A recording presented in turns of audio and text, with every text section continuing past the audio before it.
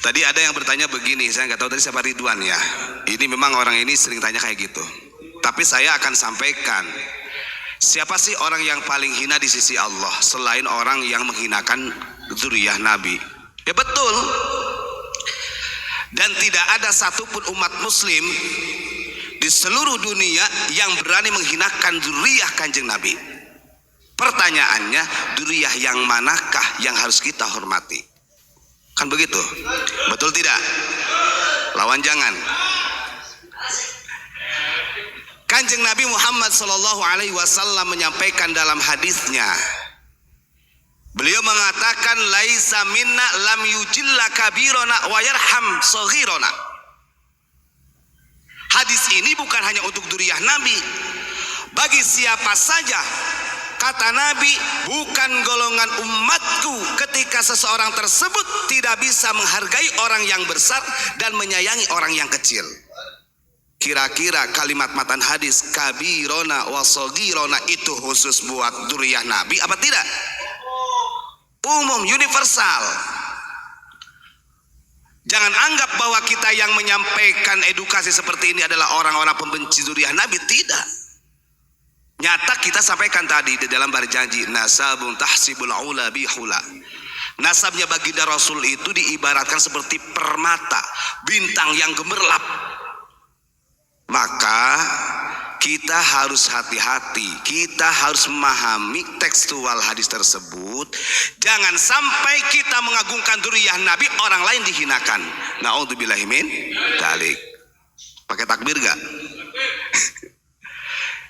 Begini saudara ya, ini orang-orang ini banyak yang, kalau menurut saya ini betul kata Ustaz Abdul Muji, virusnya ini sudah merayap.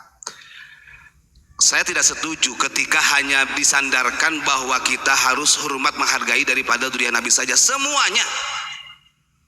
Wong Kanjeng Nabi itu dimuliakan oleh Allah juga, dan yang menjadikan kemuliaan Kanjeng Nabi Muhammad bukan melihat dari dzurriyyahnya saja. Ingat, kullu nasabin wa sababin munqatu yaumal qiyamah illa nasabi wa sababi. Nasab akan terputus. Begitu juga kemuliaan yang sampai kepada Nabi dengan sebab ilmu juga akan terputus, kecuali beliau-beliau yang menjadi penerus daripada jejak baginda Rasulullah sallallahu alaihi sallu ala Nabi Muhammad. Sudah didengar belum yang bertanya tadi? Nah betul, giliran ulama Nusantara diceleng-celengkan, kamu diam saja. Bahkan ada orang yang mengatakan orang lokal ini seperti celengan Semar, hidungnya mampat. Ini kalau kita lihat dalam hadis Nabi, ada dalam satu hadis lagi, hasibamri'in minasyarri ayyuhqira'ahu akhahul muslim. Untuk mengetahui orang tersebut adalah orang yang jahat, orang itu orang yang zalim, cukup ketika kita mengetahui bahwa dia seringkali menghinakan sesama saudara muslim. Ini ada orang petang-tang peteng-teng bocil menghina ulama kita, membabi-babikan ulama kita, celeng. Dianya sendiri adalah babi kalau saya katakan begitu.